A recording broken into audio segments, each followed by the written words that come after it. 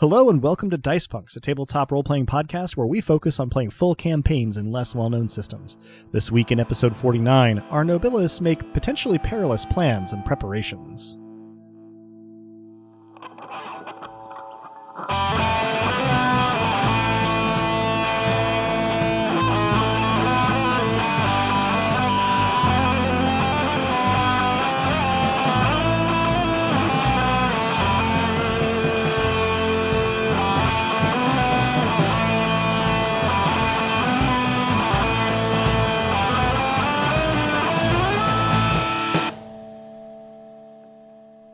Hello and welcome. I'm Adam, your friendly neighborhood game master, and joining me are... Hello, I'm Drew, and I'll be playing Leorian, Viscount of Tempo and newly minted Divinity of Revelry. Hi, I'm Robin, and I'll be playing Lissa Crate, who's mad in more ways than one. I'm Dez, and I will be playing Rumnet, the Pawn of Darkness. Excellent, thank you. So before we get started, I once again forgot to award experience points at the end of last session, so I'm doing it now here at the beginning of this session. Everybody from last session got one mortal and one divine experience point, which you are free to spend in just a moment. First off, we'll need to get the bonus XP roll for Rumnet. Yep. Hey! Tray sixes. Nice. Raise the count. Yeah, raise that. I am one shy of 80 total mortal XP for this campaign. Good lord. This was, of course, a thing you added to your character when mortal was all you were, but those days are long since over. And also I've spent a truly untoward amount of mortal XP buying spells that I know but haven't used. Yeah, mostly you have not used them. There have been a couple that have come up, but yeah, as I think I've noted before, maybe only in peaks though. So let it go on the record here that the relationship between the Nobilis at the beginning, Romnet, and the Chancel was only where I pictured it being for most of the campaign for like the first half dozen or so sessions. And then it went in a direction that I had not anticipated, as these things are wont to do.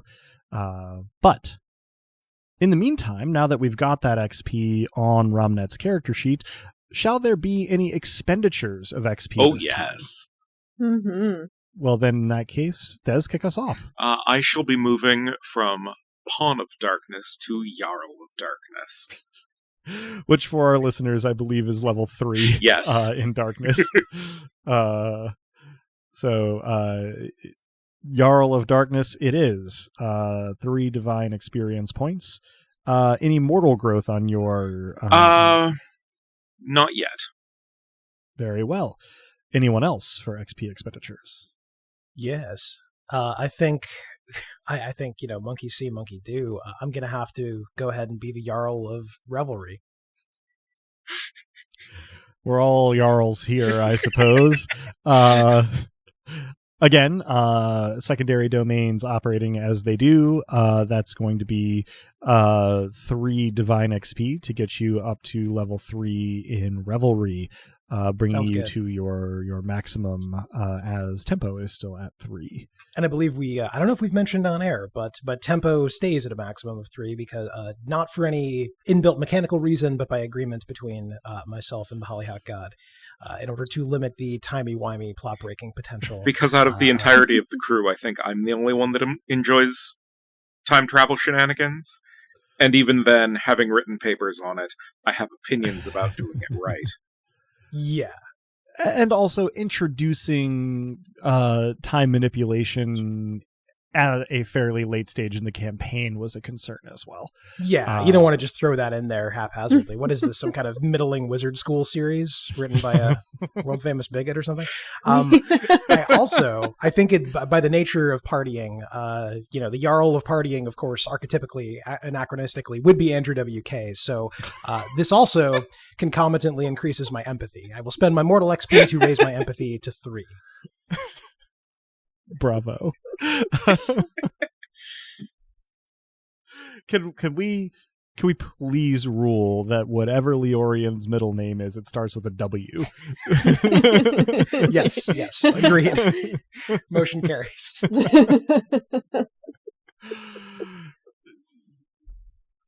Now that I've been thoroughly derailed into having Andrew WK songs stuck in my head, Robin, any XP expenditure on your part? Yes. I asked you to percolate on something prior to the session starting. Yes, thank you for the prompt. I am thinking that the fair way to handle this for our listeners, as Mavia throughout the campaign, Robin has had one aspect, even when everybody else was locked to 0, while Lissa had 0.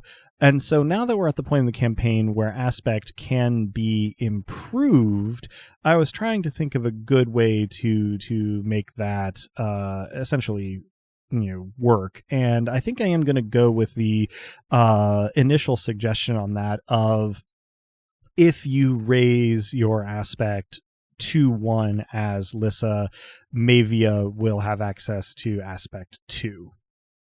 That does mean, where aspect is concerned, which one's in the driver's seat at any given time does make a fair bit of difference. And it may mean that with the Shard of Madness in the mix, we pick and choose moments where the transition might require some particular effort or role or something, just to kind of introduce some whimsy into the proceedings, but I will not be attempting to just straight up sabotage you in any of it. I'm just going to try to pick moments for drama, essentially. Okay. Is that agreeable? What happens if is my aspect capped at 1, or could I raise it to 2? Do you have the Divine XP for that? I have 3, so to purchase 1, it would be 1 point, and then 2. Incorrect. It would be 3 for each point, because the divine attributes are 3 just point blank. I forget, that's the mortal stuff domains, where you're essentially paying for. Okay, That's right. Got it. Excellent. Yeah, so then I would just raise it to 1. This is why I've been sitting on 2 divine XP for months. Makes sense. I always get my divine and mortal attributes confused. That is perfectly fair, because XP expenditure in this cockamamie system I've cooked up is kind of nightmarish, I will admit. Because Rain already has 2 rates. Stats raise for 10 XP regardless of what level they're at, whereas skills raise and a sliding scale, plus you have expert and master dice thrown in there, and then on top of that we have this whole other experience currency that goes at a flat rate. So I'm also adjusting my maybe a verbiage here. Perfect. Yeah, but that sort of thing is what I'm here for. One of the things that I'm here for. I think as far as the curve of how easy or difficult those various kinds of XP are to come by, it works out fine. I just forget the math every single time. Well, because Divine XP is hard to come by. Yeah. Right. At this point, though, with all that XP expenditure out of the way, I think we're ready for our recap of last session, which is courtesy of either Lissa or Mavia, whichever one is deciding to speak up this time. Hey, Dosk. According to this book, Currents of the Cosmos, there were some deities that apparently expected these things called confessions on the regular from their followers. And, well, I've got some stuff to confess and just get off my chest, but I'm also confident that you'll listen as a friend and not a wrathful god, so here goes. I confess to killing the party. As cheeky as that statement is, I want to own that I'm not proud of what I did. We were witness to a strange feast celebrating the ascension of Tyrios as a godhead, and I did what I could to get him to crack, as it were. Unfortunately, this involved stirring up a kind of miraculous riot in the hearts of some hapless folks. I didn't realize at the time that they were being punished, thereby making me unintentionally complicit in their punishment. I tried to make that error on my part right, which brings me to I confessed to committing murder. It was not a decision that I took lightly, and it didn't change the outcome so much as ensure that power wasn't reclaimed by our enemies. I drove Feywa's bloodstone blade through Tyrus's spine as Mavia. He resisted by gripping my arm with a firm hand, which I bit off to finish the job unopposed. I confess that I've taken the business of stealing hearts too literally lately. I liberated Tyrus's heart, and similarly took a bite of it before passing it off to Ramnut and Leorian, netting them the domains of darkness and revelry, respectively. I'm stuck with madness, which is an all too familiar accusation from those I try to hold accountable with my anger while mortal. Namely, men and bitter exes calling women like myself crazy. I hope there's a chance for me to get back to figurative heart stealing, maybe someday, if we don't destroy everything. Having to physically steal hearts is far more exhausting. I confess that I, perhaps by way of my younger self's inclinations, was amused by Vruta's discomfort upon arriving in the midst of this bloody banquet. He was apparently compelled to bring us a book, Currents of the Cosmos, mentioned earlier, due to whatever miraculous essence was left behind from your connection, or he's now some kind of prophet of Sealing but he had found some truly useful information about how to kill a god in that book. I confess that I played a small role in the creation of Tyrus's chancel by contributing to its horrible prerequisite of 100 deaths, however false his ascension was.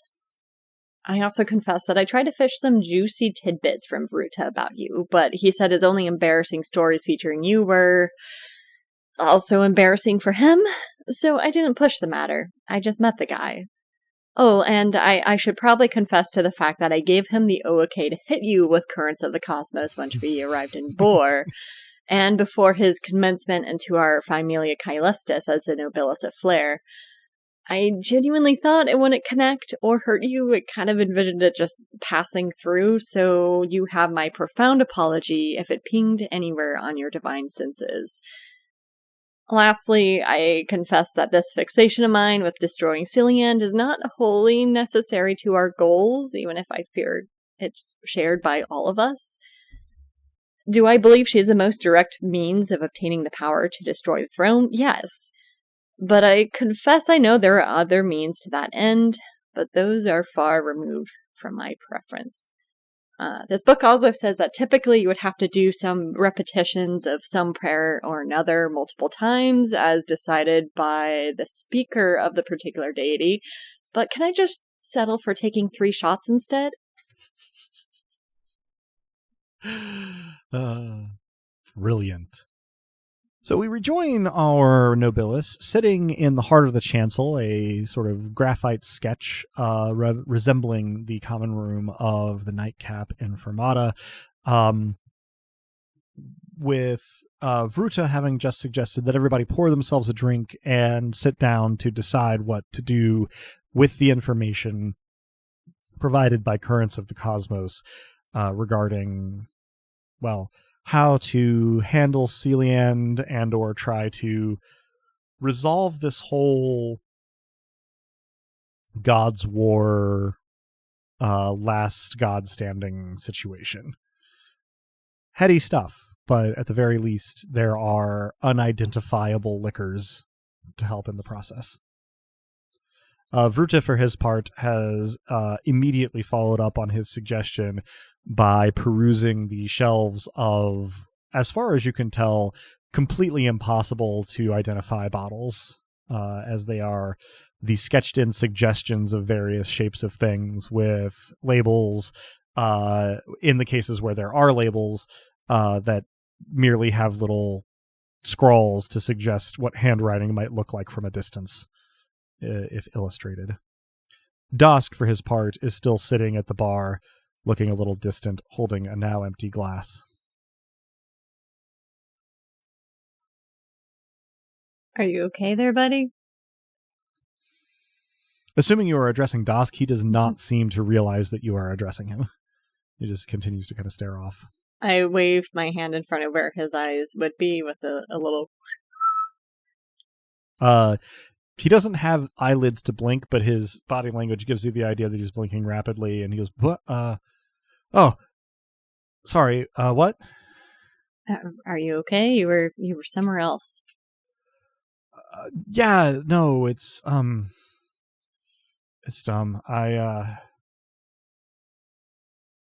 It just takes a lot of concentration lately to be in one spot, and that makes it," he gestures vaguely above his head, "worse."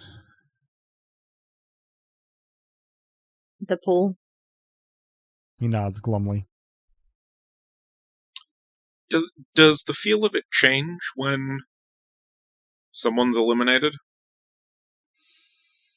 He sort of takes a deep breath and he says, "It's not that acute, really. It's, I couldn't pinpoint a moment when it jumped from 4 to 6 or something like that, but when I incorporate into," and he gestures at his sort of sketch of a physical body, "I find that it has suddenly increased since the last time. It's, So no, but yes. Sure. Exactly. Well said." Is there any way to talk to us, using words, that doesn't require that you discomfort yourself by incorporating? Not to some degree. I could discorporate, but I would still have to focus my presence to, communicate on a human level. I mean, you could just set up a metaphorical loudspeaker. I'm sure it would be entertainingly received, if nothing else. Certainly could try. I don't want to be absent for this discussion, but maybe afterward. I think, too, he gestures at Vruta. Vruta has said something about the effect of incorporating more domains, and we've been doing that pretty rapid fire here, and I think it's starting to catch up with me a little bit how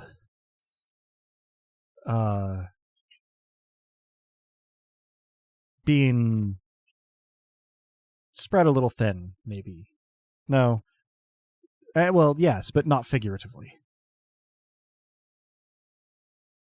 Yeah, something similar happened to me when I was in charge of too many shards, so I can only imagine how that would feel on a larger scale. As he says, "For what it's worth, having the mediating layer of so many of my estates minded by Nobilis is probably helping. Good. It insulates me a bit. I can only imagine what it's doing to Celiand." And he sort of shudders a little bit. Bad things, one hopes. Mm-hmm. Yeah, one does.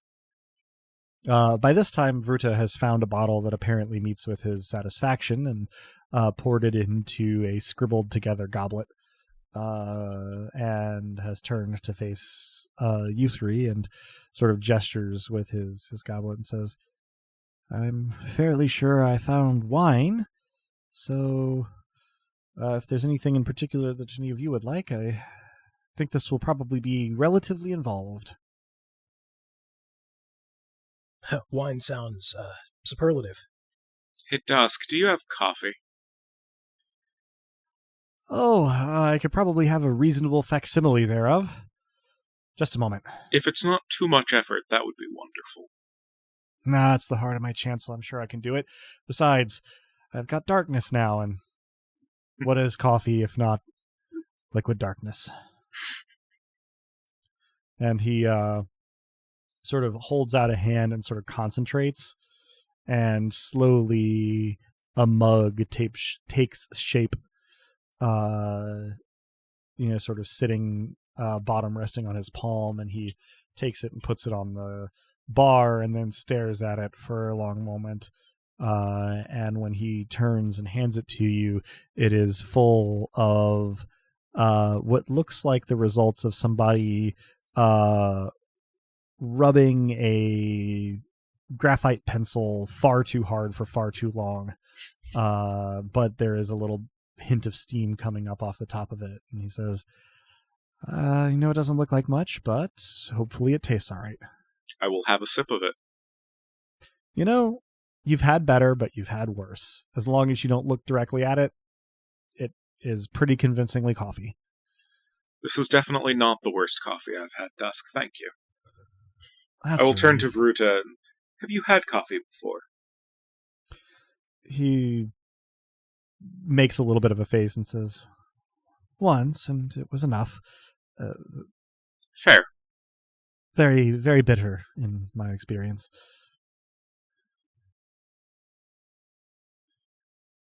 He hands a second goblet of wine to Leorian and with the comment, I believe it is a red, if not a superlative one. Hey, Dosk, remind me which of these is your strongest again? Any whole grain liquors?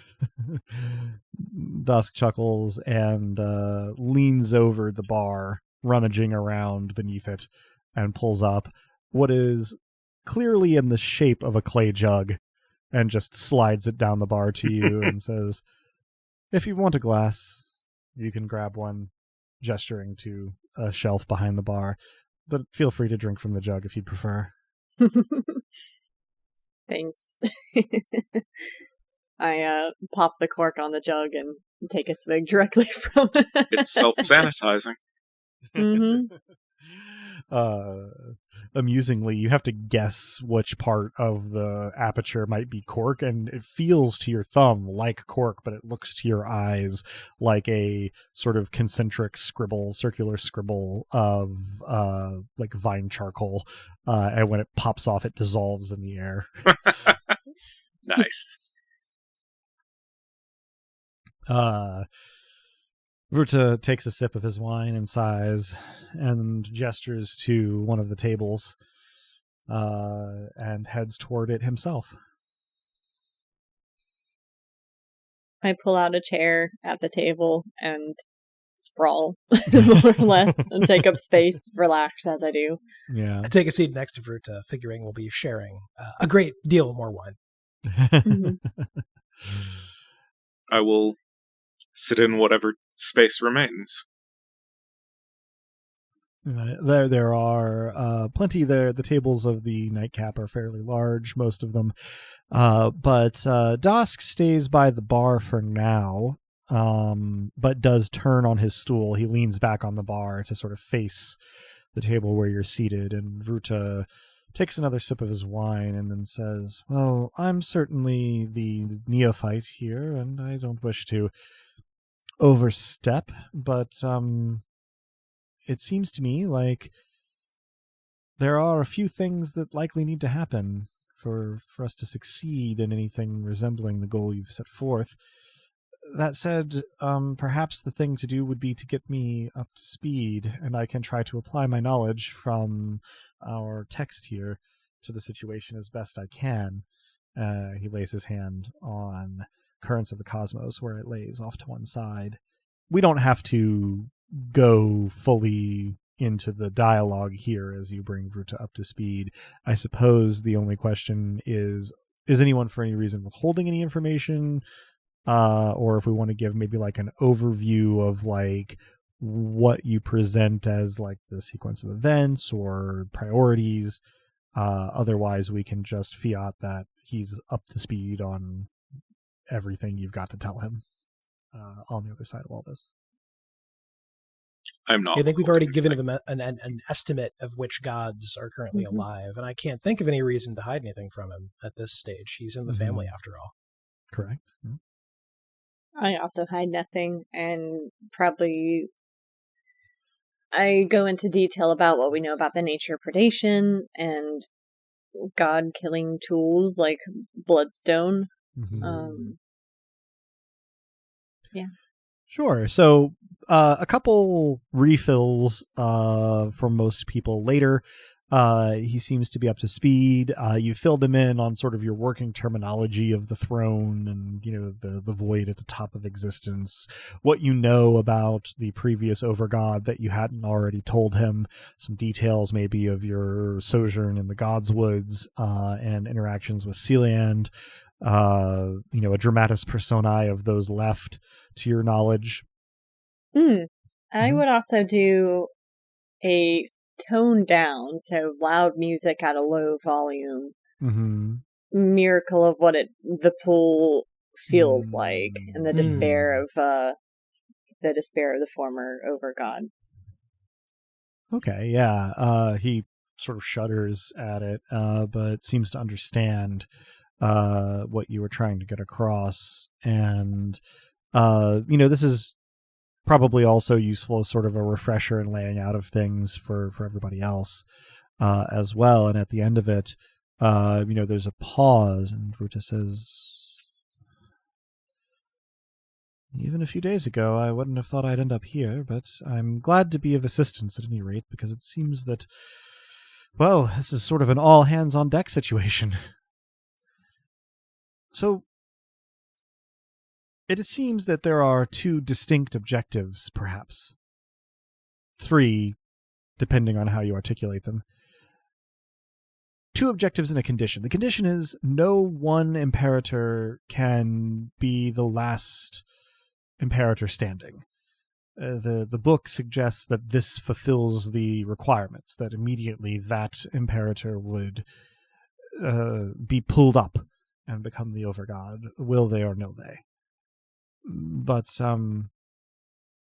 within that condition, we have the antagonism of Sealand to deal with, as well as the presence of that void at the top of creation.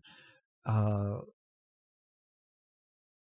what it's worth, philosophically minded individual that I am inclined to take the risk that maybe everything might end in order to destroy it, but it does feel,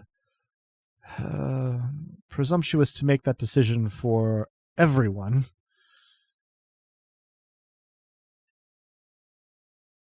I mean, after all, humans did come through the previous cycle of all of this. They exist still, and most, as far as I know, are as yet living relatively free lives. 'Tis perhaps risky and, presumptuous. Not that I think you are wrong. It's the question, isn't it? I mean, what's more violent? To overturn things, perhaps wipe everything out, or to leave things as they are? I suppose an honest assessment requires us to take full stock, philosophical individuals that we are, of just how violent the status quo really is. And I might argue quite very, very.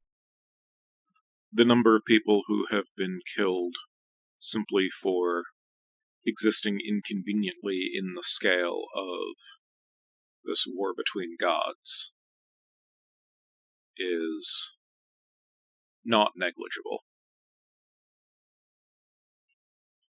I make no pretense of claiming that I'm right to make this decision for everyone, or that it's even the right choice to begin with. We may very well become villains in a book should we fail or should we succeed and things don't cease to exist completely, but I know that this is the only way that we can change this cycle and prevent the pain that it creates from occurring again and again. It's a system set up without consent and without justice. It's also the status quo.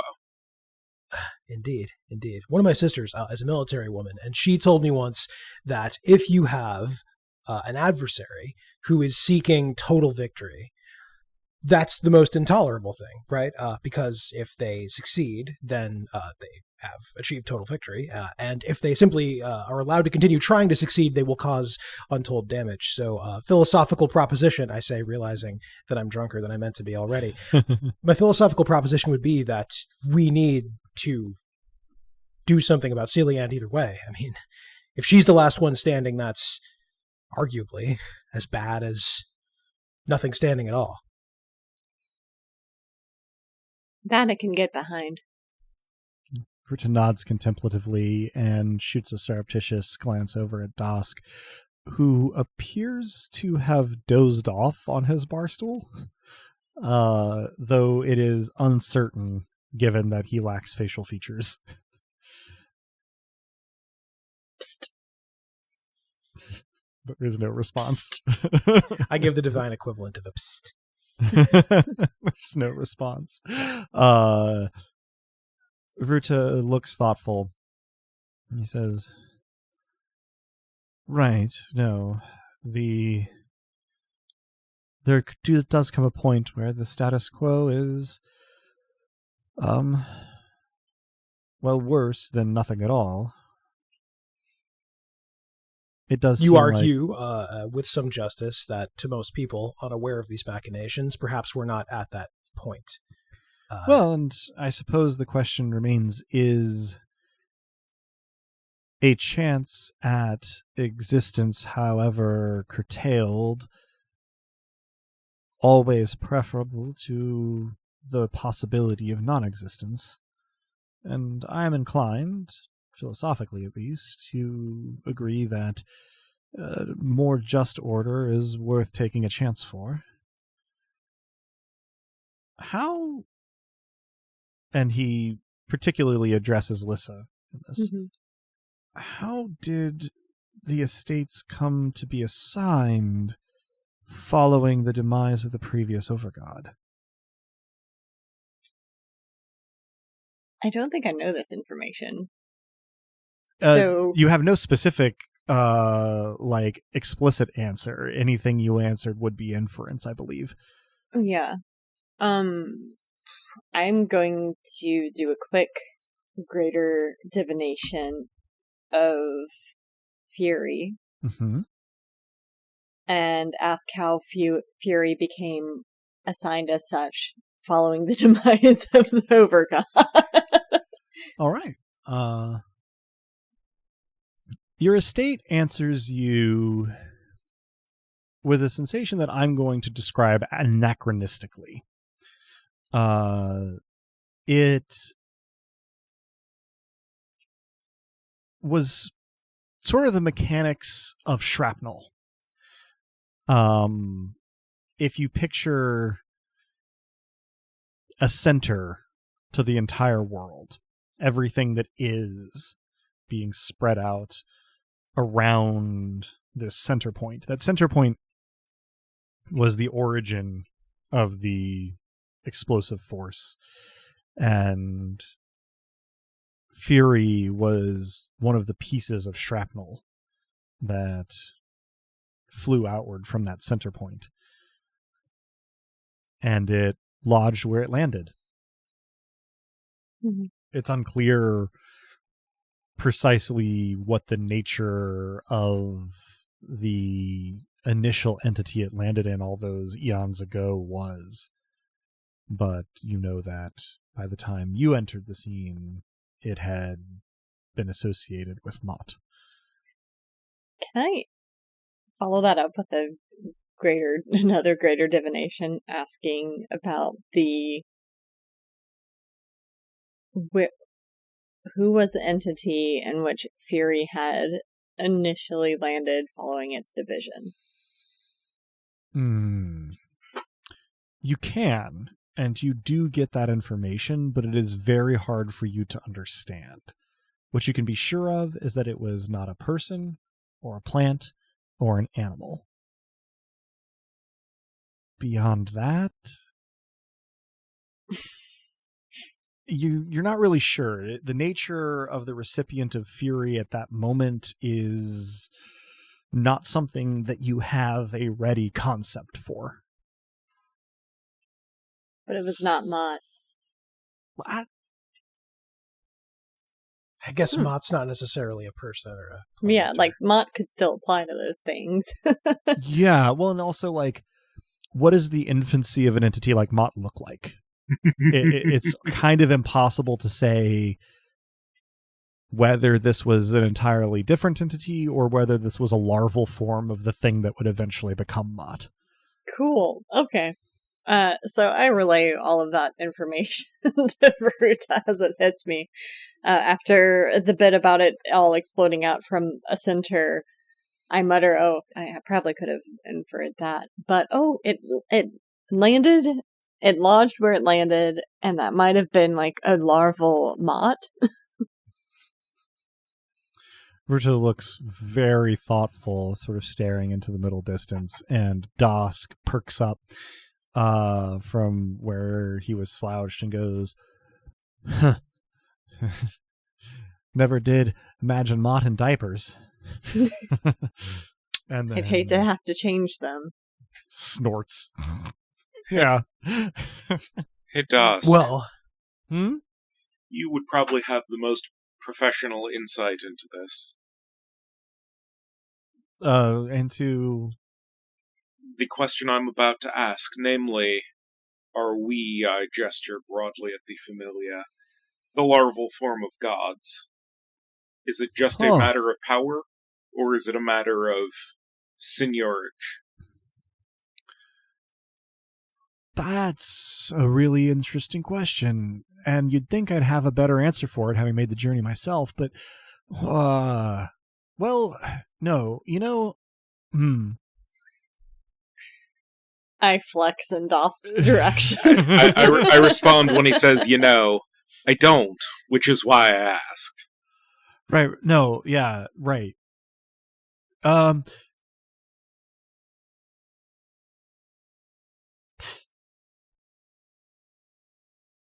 So I read a book about beekeeping one time, and there I are lean forward as though this is not just fascinating, but totally relevant. As I understand it, there are certain bee larvae, whatever. Larvae, I say. Doss snaps his finger and points at Leorian. That's it. I also point at Leorian. Yeah. But not because I'm confident in his answer, but because he said it so enthusiastically. This is correct, but not relevant. Veruta lets out a very soft sigh. Dosk says, anyway, my understanding is that there are certain infant bees that could become queens or could become other things depending on how they are raised. And so I would say that's maybe sort of what Nobilis could be conceived of. You are not destined, if you grow in power, to become imperators, but there is the potential under the right circumstances for your essence to be transmuted into imperators, not unlike I was. It was not inevitable, not even likely, perhaps, but possible. As an out-of-character thing, Dosk is not saying this. You can consider it maybe sort of like certain Pokemon evolutions. Eevee! Gods are evolutions. Gotta find the dang Thunderstone, and then this will all fall into place. You'll have to fight Philia for it. Yeah. I'm gonna have to pick my favorite evolution now, and this seems cruel. This is the part of the podcast where I admit that I am not a Pokemon kid. Oh, good, because then I can claim Umbreon. And I was about to say We'd be Umbreon. solid. All right, I was going to say Umbreon. Sylveon I will take as a consolation prize. Okay. I know I'm not a player in this game, but I'm glad nobody has tried to stake a claim to Vaporeon. Vaporeon is great. I'm just going to I declare love that I get whichever Pokemon is most draconic. You actually have a wide range to choose from. I mean, of the OGs, Dragonair, Dragonite, that whole series is probably your way to go. Yeah. I will leave that judgment to those with more knowledge. Fair enough. Wrenching us back off of this diverticulum that I am solely responsible for getting us off onto. Dask seems very pleased with his explanation of, the sort of life cycle of a nobilis and their likelihood of becoming an imperator, and sort of leans back against the bar again. I start to wonder when was the first time one of these entities took the form of a bee in this metaphor, something the nature and the thoughts of which we could recognize. So I perform a greater divination of revelry. And the question that I'm asking is, what was the first god to revel in its godhood in this age? Okay, that's going to be 2 miracle points. Yeah. I love it. By way of answer, what you receive is a fleeting image of a vague shape of a person with very little to distinguish or identify them, and the name Myon. I will put it in the chat so we can see it. I convey this, and I say that Myon's idea of a party might be quite different from our own.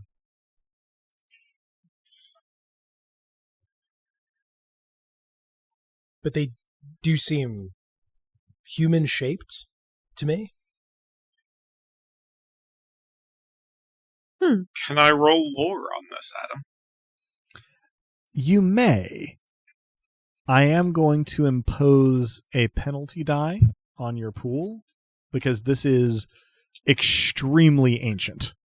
Oh, sure. This is what is known in historical circles as a deep cut. Yeah, so for the listeners at home, this is a 5-die lore plus knowledge pool. Rather than my usual 6, the Correct. penalty die. So,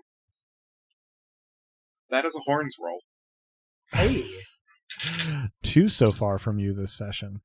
That's impressive. Favorable. Let me make sure I make a note of it.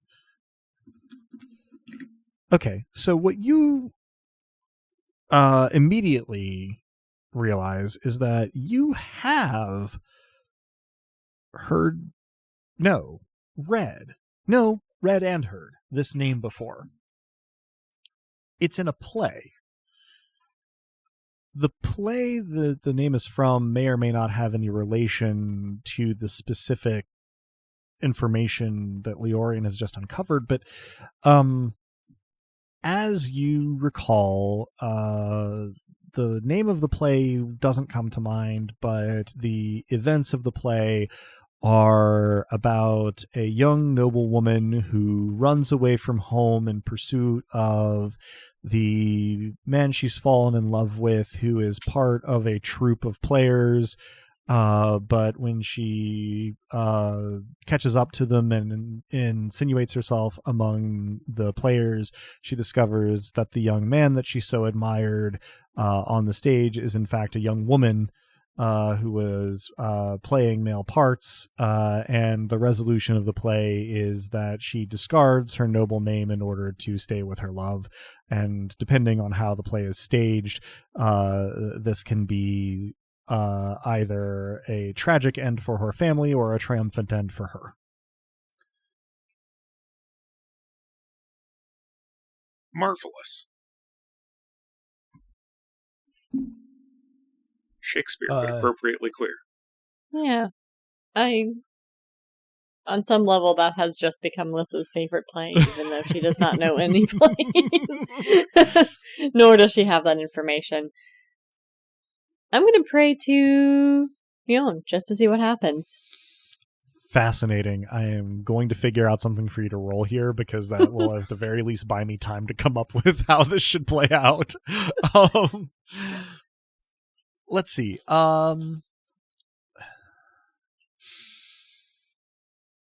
Roll me a charm plus eerie, one of those sort of unusual pairings. That is going to be 3 plus a master die. I am not going to impose a penalty die, but I am going to impose a difficulty. I will not tell you what it is. Spicy roll. I got 2 10s on that roll, so Nice. it's gonna be 3 10s. Hell yeah. 3 10s. That Excellent. makes Please witness the beauty. Like, that's the best roll I've had in a while, so it needs to be on screen. The listener is instructed that the camera has just made a sweeping crane-like gesture over the device. Well, and for my part too, I always appreciate getting to see Robin's gorgeous D10s. They're real pretty. I do like them. I like them a lot. So Shiny math rocks. Here's an option I'm going to give you. That roll was successful. Would you like to spend 1 spirit miracle point or not?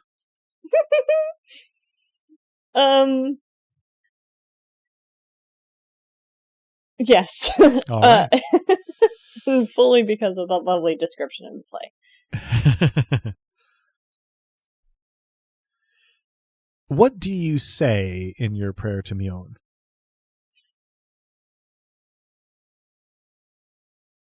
Hi, Mion. I am reaching out to you as the first of your kind and reveling in your own godhood. We seek your guidance because we are trying to end the hurtful cycle in hopes of making a better world.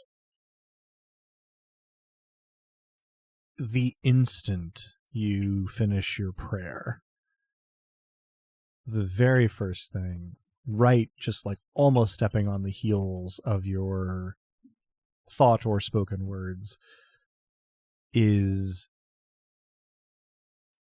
fitful giggling. I'm going to do my best to do it justice here. One moment.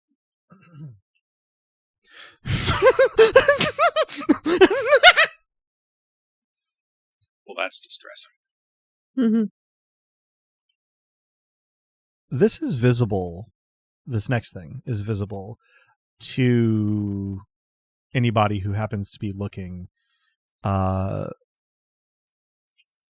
Lissa, how much of your hair is like loose to the sides of your head? So I have a fairly large braid, but it's probably fairly disheveled. So there's a bunch of tendrils that have fallen down to either side of my head, or just are jutting out of the braids, having been through some stuff recently. Whatever loose hair from your braid is on the left side of your head is swept back behind your ear, and there is the sensation on your ear of a close breath, followed by a very light kiss on the sort of connection of your jaw to your neck. And there is, audible only to you, the very faintest whisper, but it's in a language you don't understand. It sounds to you very throaty, but not at all unpleasant. That said, it carries a question with it. It is a yes or no question. In fact, it's a request for some kind of permission. You just don't know what exactly it's asking for permission for. The interesting answer is yes here. Read the book. In what way do you indicate an affirmative? I both say yes out loud And then I also do a nod and a kind of bow of acquiescence, thinking maybe that gesture carries across the eons. Excellent. When you stand up from your bow, you are not moving your muscles. Something or someone else is. It doesn't last very long, but in the scant half minute here, where you are not in control of your movements, you hold out a hand, and a shape of a fish in some kind of brittle sculpture, maybe of hide or plaster, materializes in the air above your hand, and you reach behind you and pull, well, I guess behind you isn't quite right, reach to your waist and you pull Alecto out of her belt loop, and swing it at the fish. The fish cracks open and crystals pour out onto the surface of the table in front of you. And grinning, not precisely maniacally, but in a way that feels unfamiliar on your face, you swing Alecto down on these crystals 5 or 6 times, pulverizing everywhere you hit into powder. And then, on about the 3rd swing, there's a jolt and you're back in control. There's no evidence of the plaster fish or the crystals, though you are still holding Alecto. So that happened. So everyone's drinks okay. Did you spill anything? I'm so sorry. A few droplets here and there from the jumping of the cups and goblets, but nothing has been knocked over. So I think that was Mion. And I don't think they're sane, but I think that was meant to be a helpful answer. Vruta, are you better at these sort of things? That's the strangest use of my hammer that I've ever experienced. Vruta, for his part, is staring at the space on the table where the crystals were before they disappeared, along with the plaster fish. And when you mention him, he's well, Can I try to my best to repeat the language, what was whispered in my ear, out loud as well? Ooh, you can try. Let's see.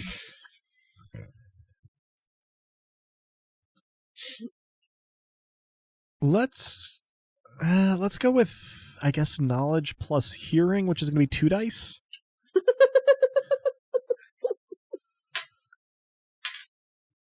I'm picking the 2. Nope, 1 and a 7. Okay. I mean, you try, you feel like the overall impression of it, but you're sure that you have messed up some of the actual verbiage, and Vruta sort of blinks a few times and Vruta, for his part, doesn't seem to have a guess. Okay. It doesn't, not only isn't intelligible to him, it doesn't seem to map onto anything that he knows about world languages in the present. So the tongue is dead, it seems, but the god, it would seem, is not. Vruta narrows his eyes and says, I wouldn't be so sure. If our hypotheses are correct, and these shards are, well, sort of heirlooms, as it were, they pass over time from entity to entity, it's entirely possible that what we just saw was more of an echo. We've encountered echoes of gods before. At that, I kind of sit up, realizing that maybe unintentionally I left out the weird cross-channeling experience when praying to dead gods, or what I thought were dead gods. Mm-hmm. And I finished saying, that's why I find it hard to believe that destroying the throne will truly destroy everything, because it wasn't just an echo that responded to me, at least that first time, or even now it felt personal somehow. Yes, Verta seems thoughtful. Is it possible, then, that divine things never truly die, but simply become a part of their successors? I suppose I have no way of testing this hypothesis. Well, we all have exactly one way, but best not to rush to that. He chuckles and says, "Yes, no, I'm not in a hurry." It would be one miracle point for me to inquire of a legacy history, I suppose, for murder. A provenance of murders? Yeah, Mm-hmm. Yes, a major divination would be one miracle point for you. Would you mind giving me the specific wording of your question? What are the names and durations held for my predecessors in murder back to the prior overgod? Mm-hmm. Why, yes, we are doing a full property investigation. Old Testament listing of inheritance. And God made Louisiana. I was going to say, my medievalist poisoned brain goes immediately to like proofs of genealogy and patents of nobility. And actually, having said the word patents of nobility, I immediately am picturing A Knight's Tale starring Heath Ledger and Paul Bettany. The answer to your inquiry here... Oh, you're not even having me roll anything. I'm not. Interesting.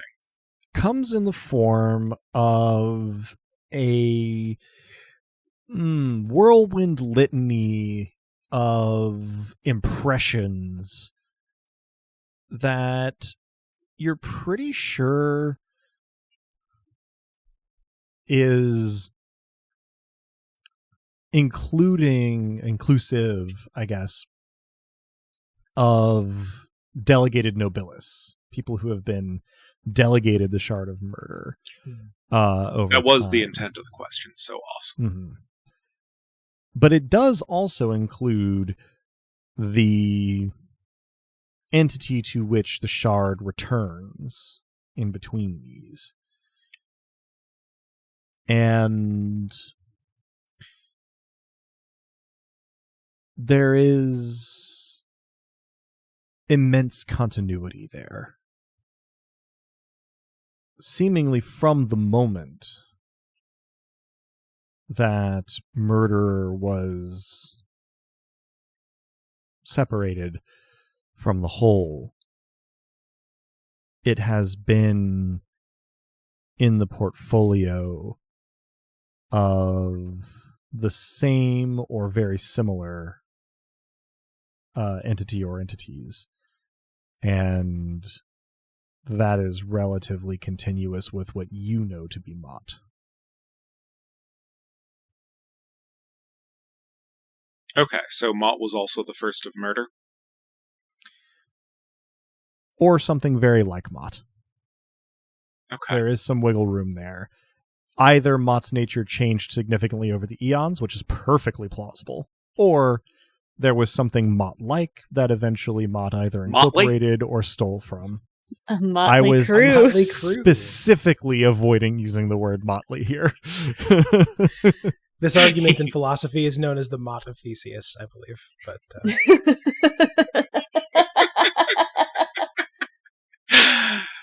Drew, you're wonderful. Thank you. That wasn't going to be Adam's reaction.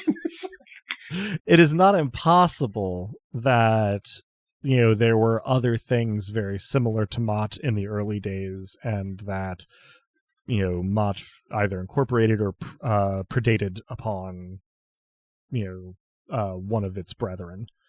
But it is also entirely possible that, whatever changes were wrought in Mott over the years account for the drift over the, sort of backward scanning timeline that you just got.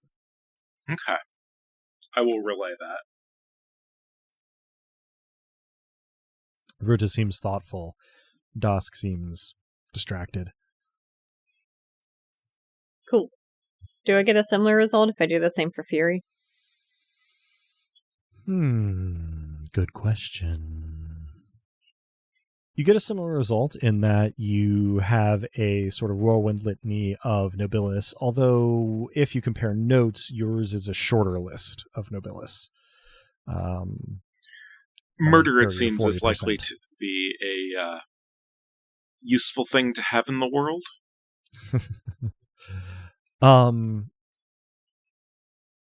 What you find for Fury is pretty similar. You come away from it with the impression that the original holder was distinct from Mott, but that the shard had been with Mott for a long time. Cool. I also relay that. Well, what of Tempo?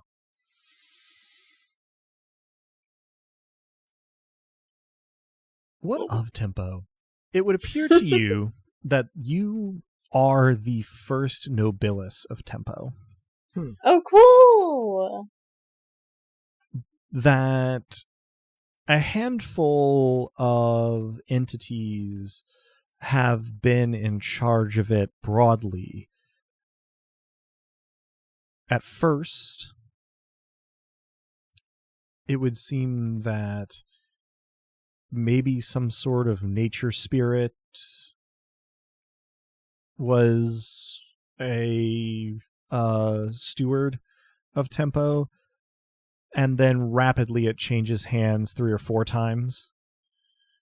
And then in the portfolio for quite a while of an ornately wrought but abandoned stone altar or maybe statue.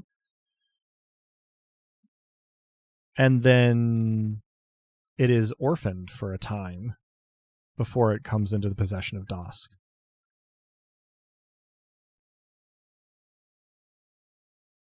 Interesting. I relay this, of course. Fascinating. I toast you and say, first of your kind. I answer the toast. This emboldens me to say, so, am I the only one who didn't understand the fish crystals? No, you're not. Vruta shakes his head. I suspect it relates to a destruction of all the shards, possibly. That was my feeling too, but I don't understand why they started in a fish. Maybe that was the overgod before the rock? Vruta looks up and says, no, I don't know where the fish comes into it. Though, for what it's worth, he says, adopting a somewhat academic tone as though lecturing a class of university students, for what it's worth, the object, the fish, was very similar to some of the celebratory practices associated with Sirtha, the land, not the imperator. During certain types of celebrations, anniversaries and birthdays especially, they will make a sort of thin plaster shape and fill it with treats or party favors that people compete to break open the object, and once it spills, then there is a scramble to collect the treats or party favors from the table or the ground. Sorry, I've gotten off topic here. evidently the practice may be older than we thought. In any case, my best interpretation of what we saw is as an alternative, perhaps, to attempting to eliminate the throne itself would be to, well, shall we say, distribute the shards more finely. Oh. Oh. We presently are crystals. We could be powder. That's, or our domains could. Yeah. Yes, that's the best interpretation I have of that display. That is a fearsome hammer, Sister Lissa. Thank you. Sister. I could get used to that. He shrugs one shoulder awkwardly and says, "It seemed inappropriate to lack any sort of title, but you strike me as the type not to stand on ceremony." Not at all. At You last, can call me someone who sis. understands Lissa. So I that was very helpful and insightful of you. I was just hung up on fish because I'm fresh off of hating the ocean. He chuckles and he says, "I don't think that I would wager the existence of everything on my interpretation, but, well, I will say," and he chuckles, trying to contain himself, looking a little like he's verging on hysterical laughter, that being in charge of Flair was unexpectedly helpful because, divination of that kind of theatricality becomes possible. He takes a long sip of his wine. I think it's worth investigating once we take care of Cillian. What would happen if we fully redistribute the power? If that's the goal all along, what if instead of having to destroy the throne, we merely destroy that which makes its machinations worthwhile? I take out my lute and illustrate with an increasingly brief series of notes. If we are already divisions, or even subdivisions, if the gods themselves are divisions and we divisions of those divisions, then why not keep dividing? What if every mortal were a sort of semi-demigod? Vruta looks thoughtful into the middle distance, but says nothing immediately.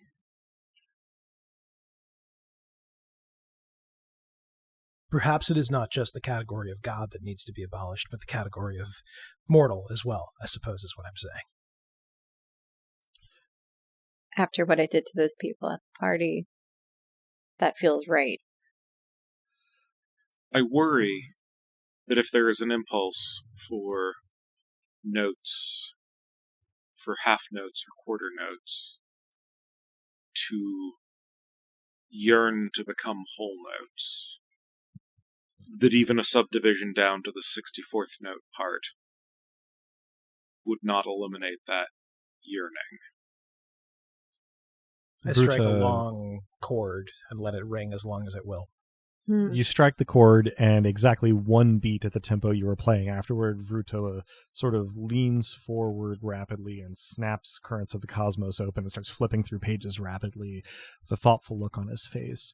He says, "Yes, no, I think Ramnet has a point here," and he finds his page about a third of the way into the book and starts scanning it. And he says, I think that it may all be part of one thing." And he sort of scans down and scans down the next page, flips again and scans down and says, "Aha, okay. Currents of the Cosmos doesn't address it directly, but it seems as though there is in the author's mind the possibility of further subdivision. And, well, the author goes very academic here. I do not know precisely that to which they refer, but the author posits that if you drop something light a grain of sand or a feather. It falls more leisurely than something heavy. And that this is true metaphysically as well. It's an abstract passage. But if... No, I don't have any support for that. No, well, but...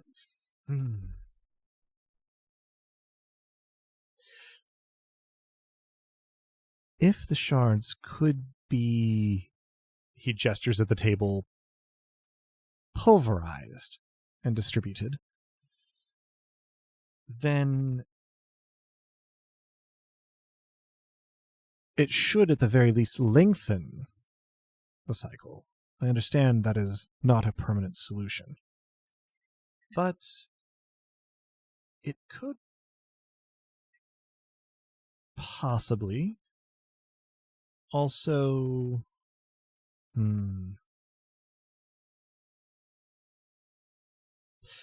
What do we think the throne is? A large seat? Dosk speaks up and goes, No, it's It's a vacuum or a keyhole. Dosk nods slowly and says, It's an emptiness, but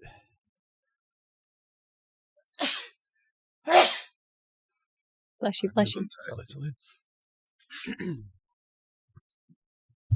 it's metaphysical. It's more than that. It's spiritual. A physical vacuum is what causes a bellows to pull air in when the handles are pulled apart. Yeah. I sit up at that. he sort of nods and points. See, yeah. But this is more like desperately wanting to fall in love. Oh. I also know that feeling. Mood. Dosk nods glumly. And then seems to realize who's around him and shakes his head quickly and moves on. He says, It feels...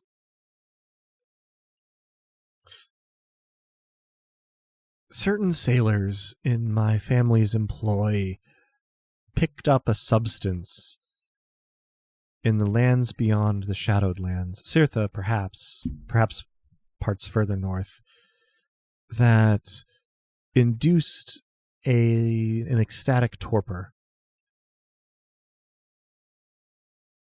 But after even brief exposure in terms of habitual use, they seemed to never stop wanting more. At least until committed to sanitariums for care, at which point, well, my family didn't care too much to follow up. I'm not sure what happened to them. I think probably that is analogous to the way that the throne feels. It is in Desire? Craving. The throne feels like wanting food when you're starving, or water when you're thirsty, or love when you're alone, or all of those combined and more. It is a constant pull on your soul. You can deny it, but it never goes away, and it becomes harder. Could there be a shard in the throne? Perhaps. He looks a little thoughtful. Perhaps there could. I hadn't thought of it before. I'd know of no definitive way to find out without risking, well, proximity metaphysically speaking, to it. And I'm trying to stay as far away from it as I can. But that is an interesting idea. In any case, how does one destroy a desire? And what if that desire is the motive force behind everything? What if it is the desire to exist rather than not? Well, if that Hey, were so, Adam. then How do you murder a desire? Well, that is an excellent question. That will cost you 1 domain miracle point. So, this is a gift that you purchased, I believe, for 4 divine experience a little while back, about knowing Thanks how to my former boss. Indeed. Knowing how to murder things that aren't traditionally murderable. So this is going to take 2 miracle points from either domain or spirit, or 1 from each. Okay. And what everybody else in the Heart of the Chancel will see is Ramnet sort of flopping a little bit back into his seat, looking a little bit eyes unfocused, but clearly still like breathing and eyes moving. He'll be that way a moment. So if there are any particular reactions or anything you want to carry on with while he's doing that, I think for flavor, I will preface that with, I wonder how, and then I flop. I appreciate the preface because that gives me insight into what exactly is happening, considering that I just pulverized a plasterfish.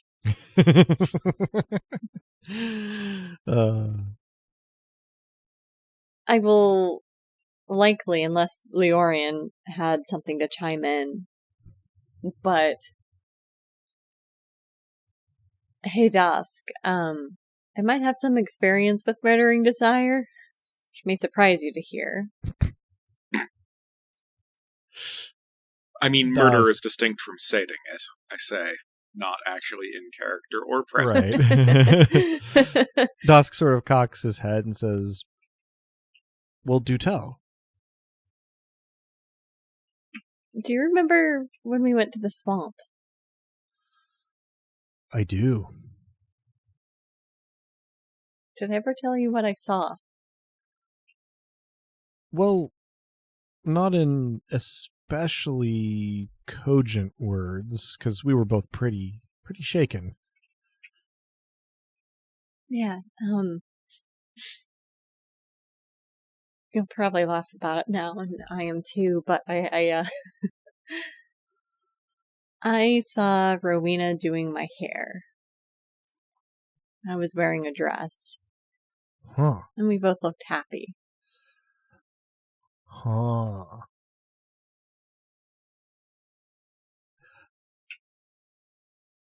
I see. Just, yeah, and then, right. Huh. Sometimes what we desire isn't what we need or actually want. You're right.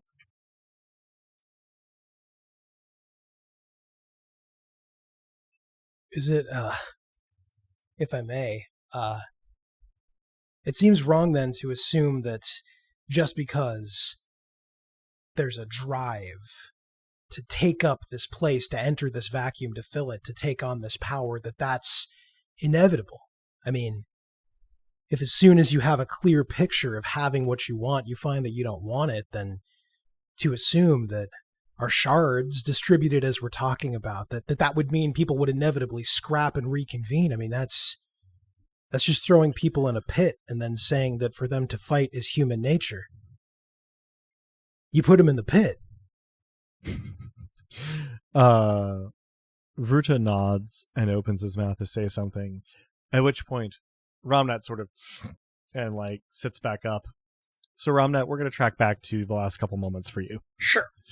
So you said, I wonder how, and invoked your gift, and you are aware that you are having a vision, like with a capital V. This is something that is going to communicate to you in symbolic imagery, and you are sort of I've graduated from lucid dreaming to lucid visions. more or less the semi-lucid, I suppose, would be just How to set your lucid? expectations here. You are in a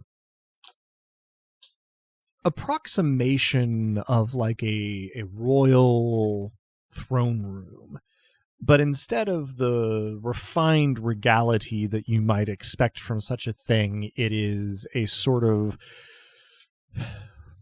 primordial, I almost want to use the word like atavistic version of the same thing, where instead of polished marble columns, you have alternating trees and stalactites having connected with their stalagmites.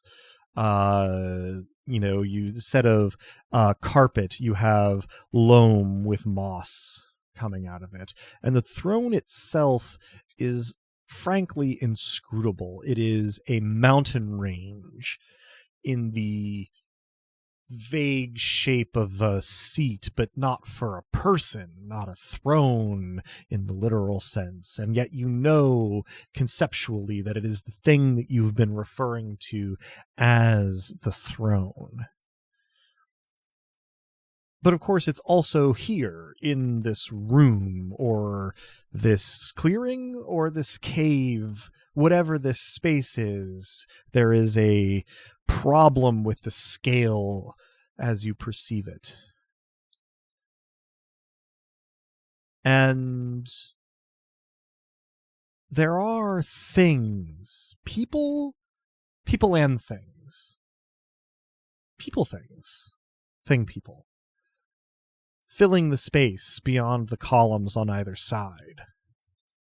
The throne itself is vacant, and yet it is the only thing that draws attention in the room.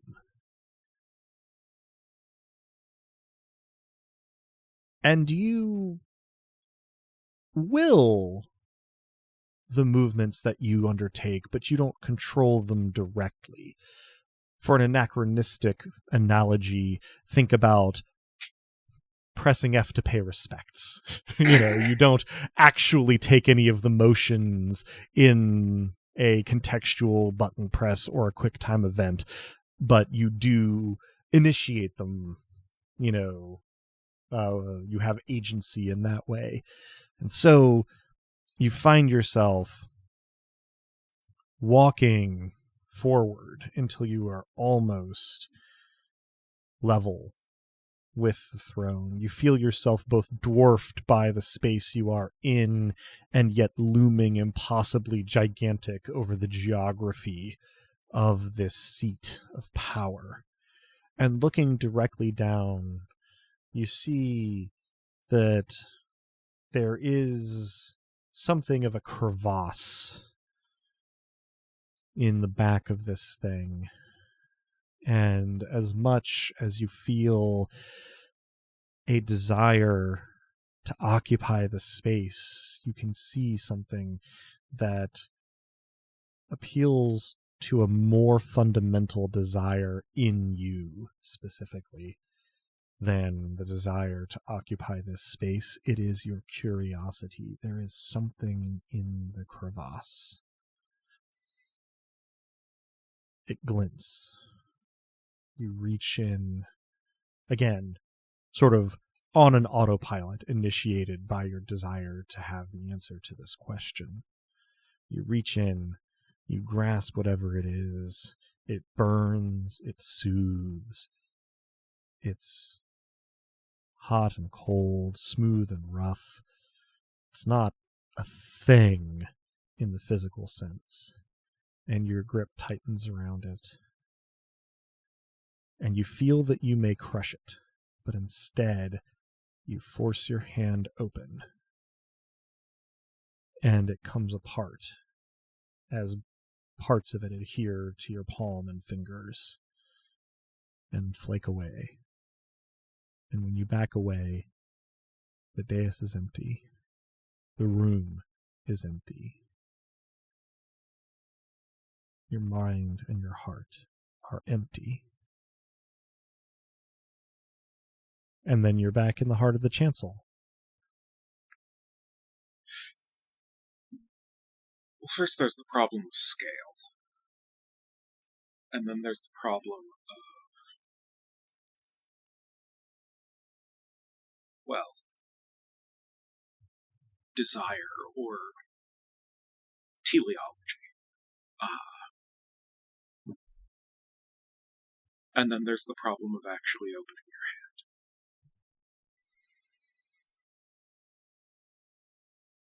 hand. Backing up a step. Hello, everyone. How much time has passed? A couple minutes. This wants is to fill an it in. in-character inquiry. No, I understood. I was supplying that to the characters who were watching. Right. Not too long. We were just reminiscing on previous adventures. I'd say about one important story and about half a cup. Cool. So, I just had a vision. Cool. Yeah. The throne is a mountain range, but also, like, a throne and, like, it's metaphors like turtles, all the way down. But there's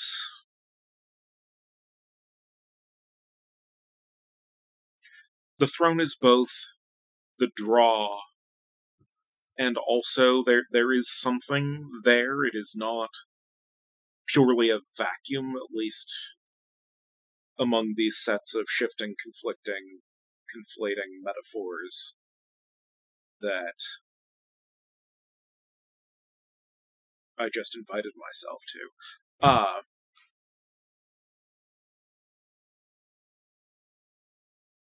There was something in a crevasse in the mountain range that is the throne, and it is a collection of... Would it be right, Adam, to say that it is a collection of all things, or just of contradictions?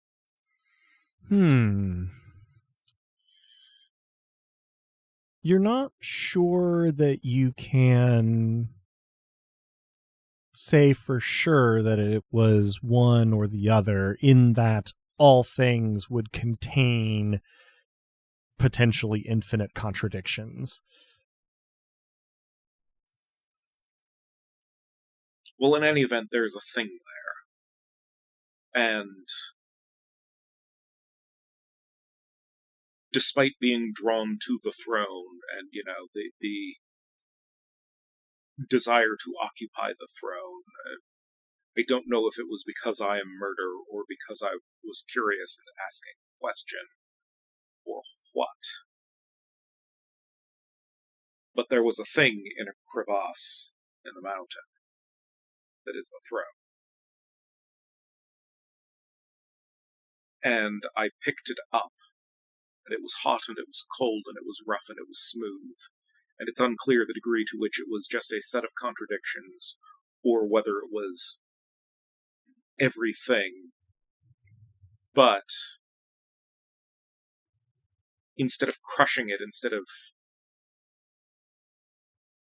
breaking it or possessing it, again, the metaphor breaks down upon inspection. Sort of like a joke. The destruction, the murder, was in opening my hands and letting it go. Am I interpreting this correctly, Adam? I find no errors. Cool. Would it be an appropriate extrapolation to think that the crushing it or the possessing it would instead be the becoming the overgod? It certainly seems possible. You get the sense that would be distinct from simply occupying the throne, but it's possible that they would have the same outcome. Then I will, relay that as well. Sure. But I think that there is a second step to the trap, essentially. There is a thing in or behind the throne that if you do not immediately occupy the throne, you have a chance to notice and either say yes or say no to, and saying no will be the end of the story. Bruta is looking thoughtful and says,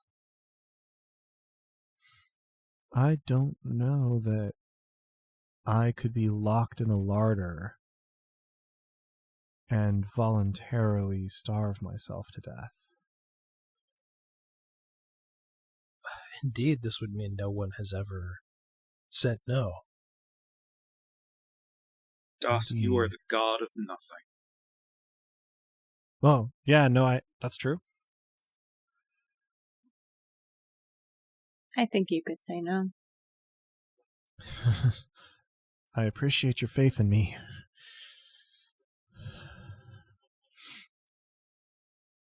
What if, since I can feel it, since I can feel the sensation, I wonder,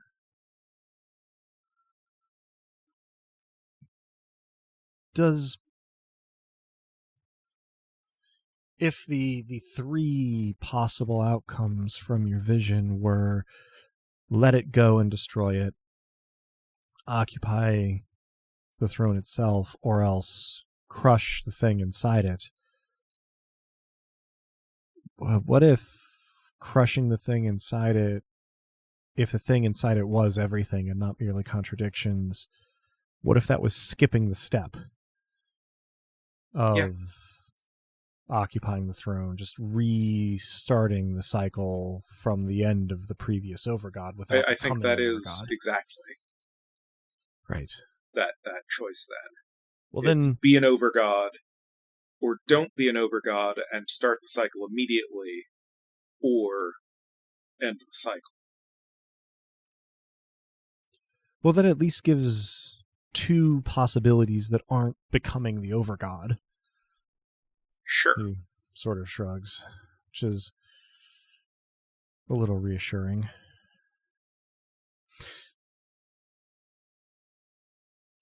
He looks thoughtful, and We should get you the Shard of Satiety.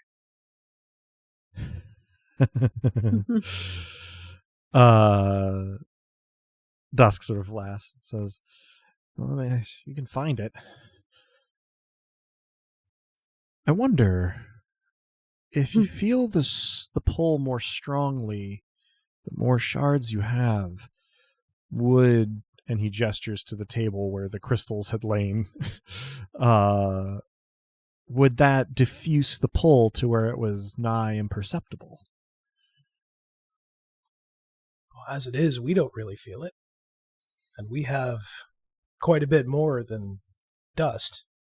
He nods. He says, yeah, I think that's because I'm interposed between you and it. Falling on the sword, I say, admiringly. He shrugs uncomfortably and addresses Leorian. Have you been in touch with Firagi lately? How is she doing as High Priestess? I feel the more power I have, the better my chances. We haven't checked in recently, but it's a simple enough thing. He nods. He says, doesn't have to be this very moment, but just trying to hedge my bets, I guess. I'm confident that she's doing extremely well. If anything, we need to be careful that she doesn't make you the sole god by sheer force of will. Dusk chuckles somewhat uncomfortably.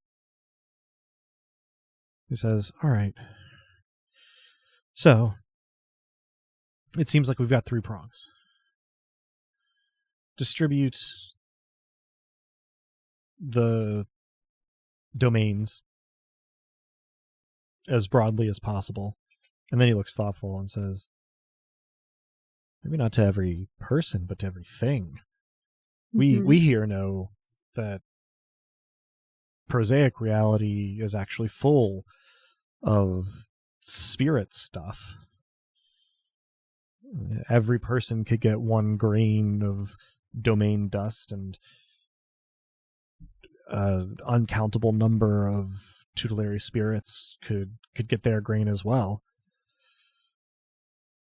But that would be prong 1. Prong 2 would be the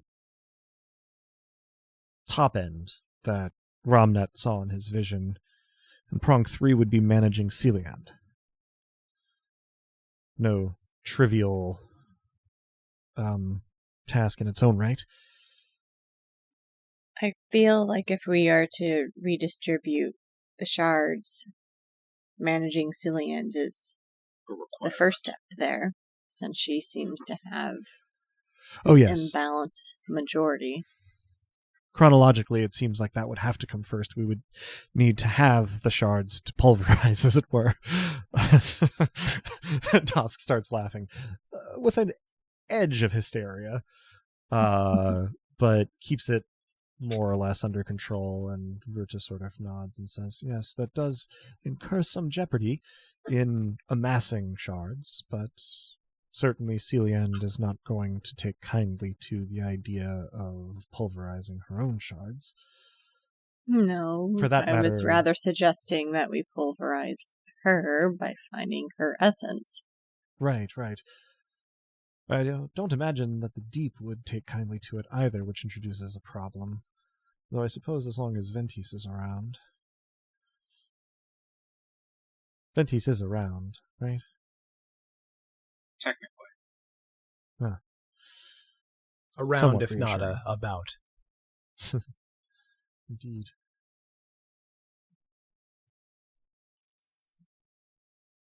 Well, how do we propose to move upon Celiand, then? First we have to find her. Her essence. No small task. Or I as imagine opposed she to has her it guarded. projection.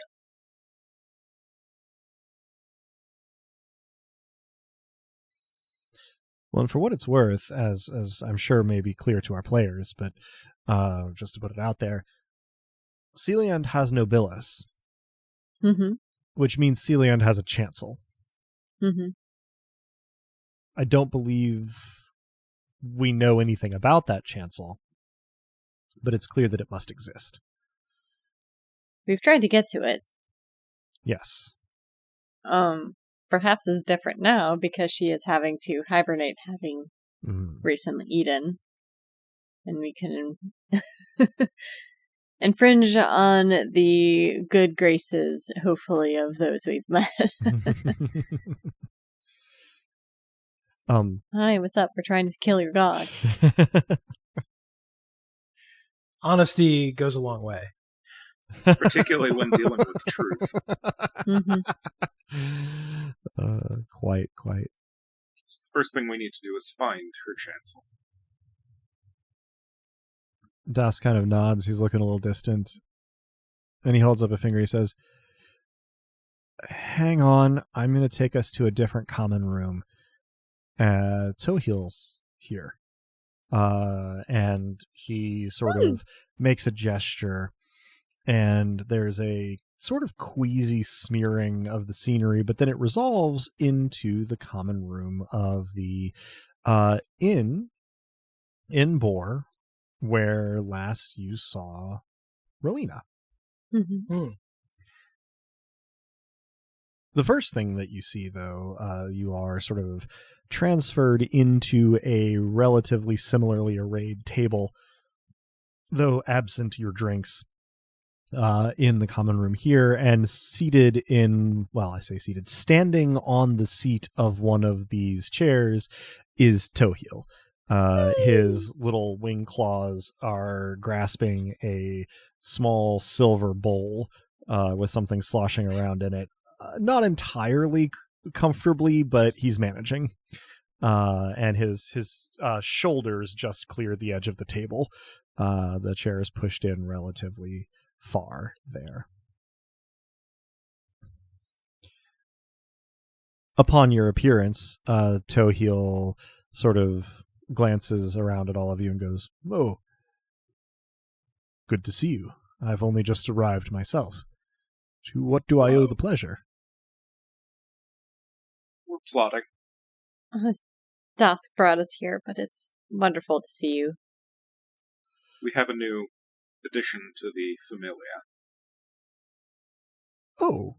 And he sort of scans around and sees Vruta and inclines his head. He says, "I am Tohil." Vruta inclines his head and says, "Vruta, you are remarkable." And Tohil sort of, what's the word for that? Like kind of rocks his head to one side and says, "You are not incorrect." At this point, Urian, Rowena's husband, in full innkeeper mode, comes bustling over, kind of, wiping his hands on a towel and says, "Oh, welcome. What can I get for you?"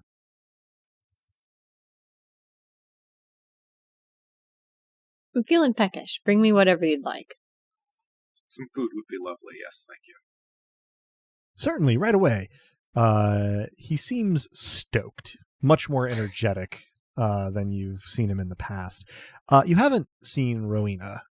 She doesn't seem to be in the common room or behind the bar.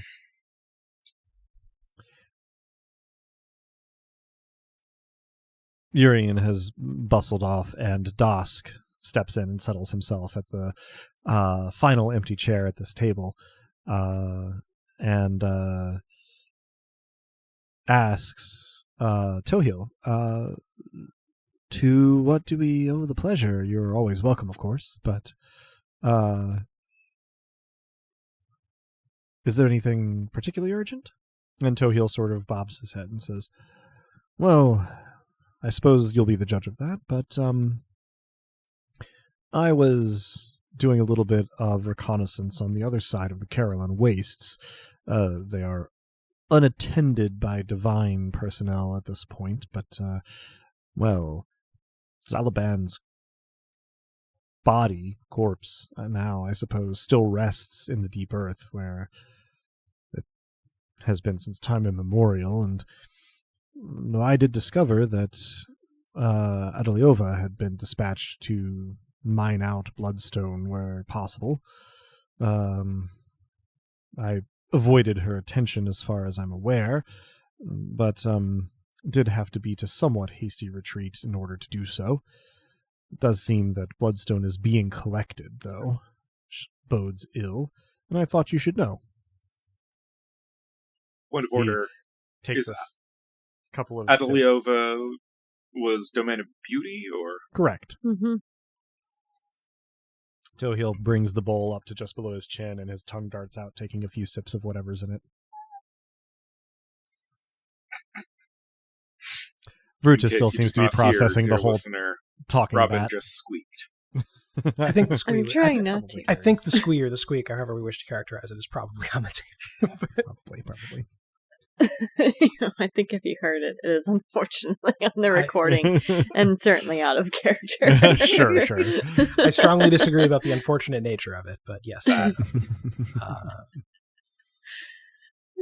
I'm trying to even get in character right now because there's just a very cute image of a bat holding a bowl.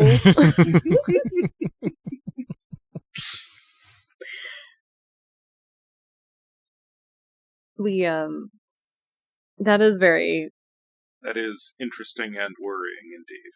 Very concerning, yes. Considering that it seems that bloodstone is one of the few metals, dare I say, that can destroy a god. He nods thoughtfully and says, "No, that does make sense. There are perhaps other ways, but I imagine that the body of an imperator would help in harming the substance of any other imperator. That tracks. Certainly Other with what I ways there know may about. be, but this one has proven reliable. Particularly in conjunction with predation. I see. No, that seems distressingly plausible.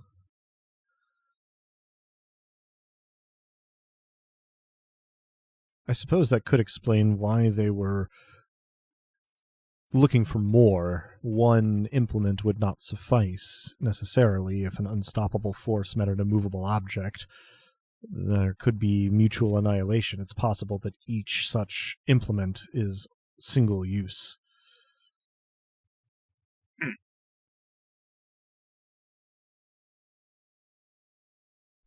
Have we any way to know whether ours is spent?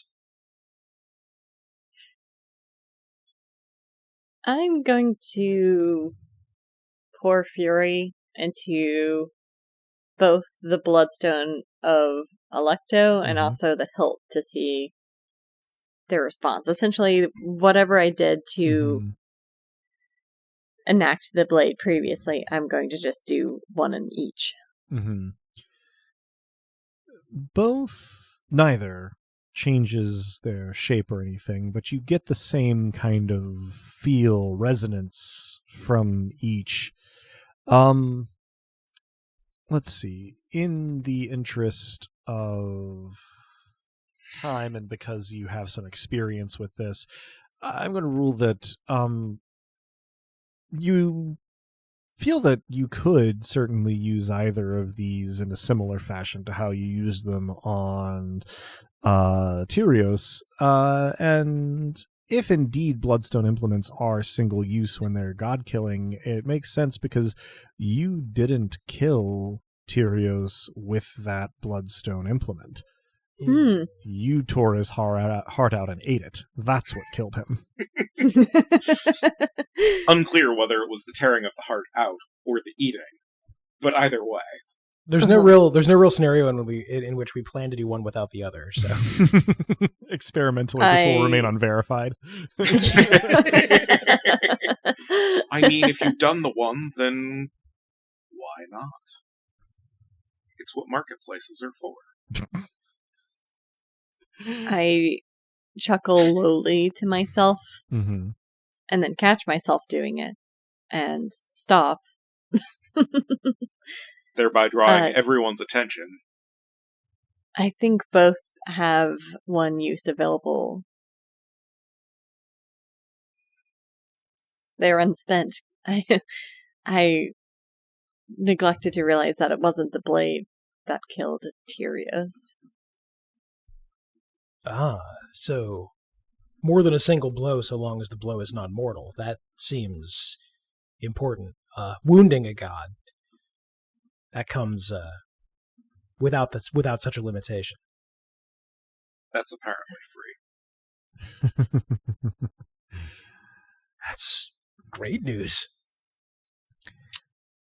You hear footsteps on the stairs leading down from the second floor, and anyone who turns or is facing in that direction will see Rowena much as you saw her in Lurenton, dressed all the way up for that town and moving with a certain amount of grace, casting a somewhat disdainful eye over the inn's common room, and stiffening when that eye falls on you all. She glances at the kitchen door, which Urian bustles through with a large pot and with a tray set on top of it with some bowls and some loaves of bread, as he comes to settle some stew and bread on the table for you. You may serve into your own bowls with a ladle provided. And Rowena speaks up from the stairs, seeming to want to remain above everyone, and says, literally as well, "Oh dear, guests, and I was so pleased to get so few. Well, be welcome. What She looks a little distasteful. Can we do to make your stay a comfortable one? You're looking much more like yourself, Rowena. I can't imagine what it is that you mean, sister, but I shall take it as a compliment. I thank Urian for the food. He nods affably and says, I hope it's to your liking. Just let me know if it needs anything. Of course. He without addressing Rowena, Yeah. I will just start serving myself up and dig in. Urian saunters back over to the bar and busies himself with any of the number of repetitive and mostly already completed tasks that a tavern keep can occupy themselves with. Industriousness theater, if you will. Tohil, for his part, turns to Vruta and asks, would you mind terribly putting a small amount of the stew in my bowl? And Vruta goes, oh, sure, and ladles out one scoop that Tohil sort of sets his beverage bowl down carefully and then leans over to sort of lap at the stew, making small yummy noises to himself as he does. Both in and out of character, Uh-huh. I look sad that I was not the one to refill the bowl. Especially with the small yummy noises. Rowena, for her part, says with a fair amount of disdain, well, I suppose that it's just as well that we'd have all our guests so far at once. I shall let our lodger know that dinner is ready. And sort of daintily steps up the stairs looking somewhat put upon. Lodger, I call after her. She says, that is what I said, and then turns the corner at the top of the stairs. Urian speaks up from across the room and says, oh, very, very nice chap, very polite. Didn't catch his name. He came in rather travel-worn. Haven't seen too many people, though, since we opened the place, so nice to have it convivial. He gives a broad smile. I smile at Urian. It's good to see you feeling so spirited. Well, I know that my darling Rowena doesn't like it very much, but we are seemingly stuck here, and, well, making the best of it keeps me busy, and, well, this suits me a little better than Councilman ever did. Still, it'd be nice to have some neighbors, if you wouldn't mind putting in a word with the big guy for us. Dosk, I can do that. sitting at his table, just looks a little perplexed. I will turn to look at Dosk and say, I'll do that. Dosk just kind of leans his head on his hand. You hear footsteps at the top of the stairs. Certainly not Rowena's.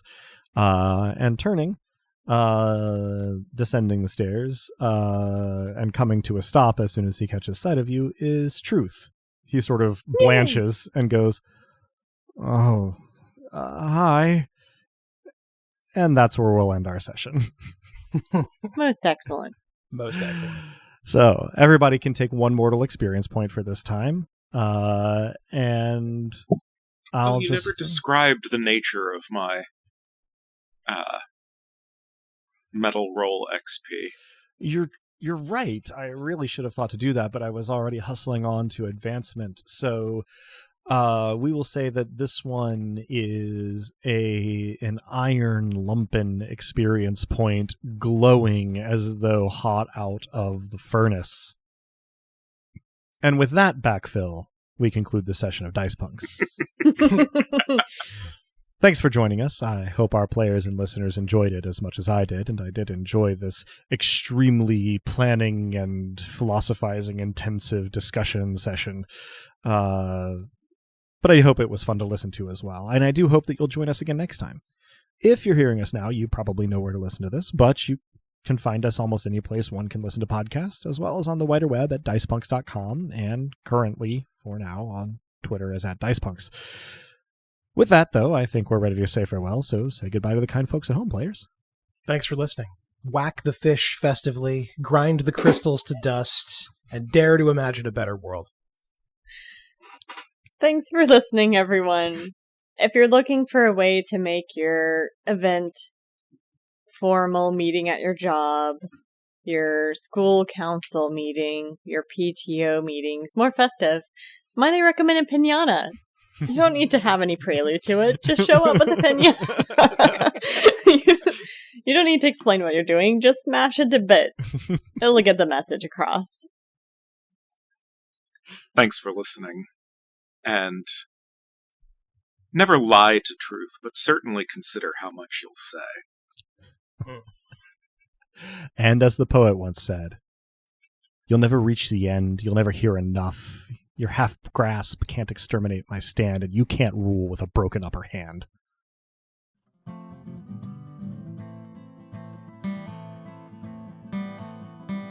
Thank you for tuning in, dear listeners, and stick around through the admin stuff for Alyssa's line. The songs in this episode, Theme of the Dice Punks and its acoustic version, were written and recorded by the Viscount of Tempo in his element, Drew. Cover art and episode editing was done by Joanne, who has appeared in the podcast now and again. Check out her work on the internet where she goes by Anything Sows. Site design and graphics for DicePunks.com are by Robin, the player behind Lissa and Mavia, the Nobilis of Fury and Madness. Rain and the one-roll engine it runs on were created by Greg Stolze, whose work can be found in a frankly astonishing number of places, but I'll point you toward gregstolze.com. Nobilis was created by Jenna Caterin Moran and can be found, along with a lot of her other work, at afarandsunlessland.wordpress.com. Links to both systems and authors can be found in the Punk Grimoire section of our website, dicepunks.com. Thanks so much for listening. If you like what you heard, that's reward enough on its own, but if you're so inclined, you can help us out by rating and reviewing us wherever you listen to us, telling your friends you'd think would like us to give us a listen, or even heading over to our Patreon at patreon.com/dicepunks. We have fun rewards available for backers, including a patron-only Discord and access to the Dice Peaks After Show for episodes 1 and following. Regardless, we hope you'll tune in again, and until then, remember, subtlety is for cowards.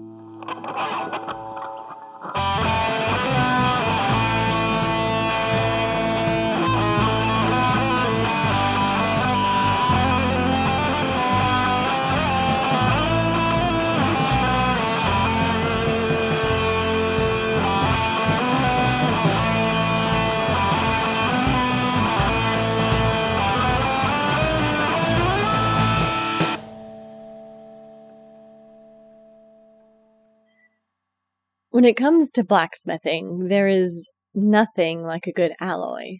A perfect combination might strengthen, lighten, or make metals more workable. Some of the most desirable materials, like bronze or steel, are perfect unions between unlikely, even oppositional duos that, when united, somehow elevate each other. I like to think that soulmates, too, are alloys. They're a perfect set of opposites forged through vulnerability and experience to become something bigger than the sum of their two parts. For this reason, I don't think that soulmates are exclusive to romantic love, but they can be platonic or even familial. I met my first alloy, as it were, several years ago. I had liberated myself from Lurenton, though not for the first or the last time. And I was intent on making my way to Calavan, which my family had spoken of often. It was a long, long way for little feet to tread, so I curled up in the roots of a sprawling tree at night and awoke sometime later to someone swearing with colorful and previously unfamiliar creativity. A small caravan of trade folk were making their way from Pilden to sell their wares. One of the party had veered off to find a spot to relieve themselves, while the others set up camp. But he had instead stumbled upon a muddied, half-feral child asleep at the base of the tree. For a moment we could only stare at each other. Can't say for certain what he saw, telling bruises, perhaps, or The kicked puppy expression of a child used to being told they caused more trouble than they were capable of. Or maybe he just saw a young girl, roughly the age that his daughter would have been, had life dealt him kinder cards. He told me that a tree was no place to be sleeping for a lass my age, and that if I preferred it, there was a warm meal and a bedroll waiting for me. I put my hand in his, and he asked no questions as we strode back to camp, nor did he tolerate questions from the others as he wiped the mud from my face and hair and fed me. But when I sat perhaps too close to the fire, he sat by the flames with me, told me about their properties and strength, and he taught me that people had embers inside of them, too, that should be nurtured and not snuffed out. That close to the road, it wasn't long before a search party found me, and I wouldn't see that man again for probably a bit over 10 years. When he found my camp, still a day's travel from Hilton, following my final liberation from Lurenton, he recognized my flame-lit silhouette immediately, even from the road, and even after for so long. Instead of swearing that time, Varric tells me instead that he left Fort. Instead of swearing that time, Varric tells me instead that he just let forth a resigned sigh. Some daughters are born, he said. Others are found sleeping like slag in the ashes. And he's not one to question it when he finds the same one twice. I've met other soulmates since. Dosk, Romnet, though he'd not admit it. Ligorian, though admitting it would probably cause him to panic. Apatia, Enby, and Avaruta. Forged family, like what Varric used to call us.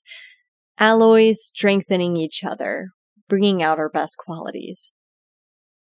And if an alloy like steel can bring about a new age, so can we.